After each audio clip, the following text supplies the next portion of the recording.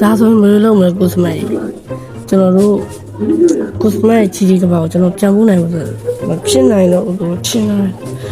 ကျွန်တော်စဉ်းစားကြည့်လိုက်ပါဗျာဒီမျိုးမှာပေါ်တယ်ဖို့နိုင်မှာဘယ်လိုလုပ်ကောင်းမလဲကျန်ရရဒါလည်းကိုစမိုင်းဟိုဒီမျိုးကြီးကိုစရောက်တော့ဘယ်လိုရောက်ခဲ့ရဘယ်လိုပုံစံမျိုးနဲ့ရောက်ခဲ့ရကျွန်တော်ပြောပြကျွန်တော်ပြောပြီနော်ဘယ်ကပြည်စည်းတစ်ခုထွင်နေကျွန်တော်ပြည်စည်းတစ်ခုထွင်နေသူတို့ကရောက်အောင်ပြီအဲ့ချိန်ကဖြစ်သွားဆိုကျွန်တော်ဒီမျိုးမှာဘလို့ပေါ်တယ်ဖွဲခေါ်လို့နိုင်ပါခေါ်နိုင်ပါတော့မချင်တော့ဘူးဗျာဒီမျိုးပေါ်တယ်ဆိုတော့နည်းနည်းရှားတယ်တကယ်နည်းရှင်ရှားလို့တကယ်ဆိုဖော်လို့ရတယ်ဘုရားဂျီဒီကိုပြန်နေပါနဲ့ဟုတ်လားကျွန်တော်နဲ့ပဲတူနေလိုက်ပါလားဂျီဒီကတိတ်တော့မကောင်းဘူးဂျီမျိုးတော့ကောင်း A few moments later 2000 years later 1 eternity later လို့ရှိမှုတွေတော့ဂျီမျိုးကြီးခေါ်ဆောင်ပေးရတယ်ပဲကိုစမမလိုက်ပါဗျာကိုစမဒီမျိုးကြီးကနေထွက်ခွာမသွားနိုင်ဘူးဆိုရင်မလဲ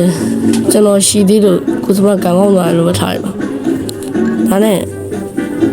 ဒီနေရာဘာနေအောင်သိရတယ်ပြေငါဘလို့ဒီမှာလဲခွာဒီနေရာတော့ဂျပန်ရဲ့အထိမ်းအမှတ်လုပ်ထားတဲ့နေရာလို့ပြောလို့ရတယ်တော့ရတော့မယ်နီအုံးမလေးဗျာရေးကိုစမလောက်ပါအောင်လေတော့ထူအောင်အေးပါကွာမဆိုင်နေမောင်နီဒါနဲ့ကပဲရပါ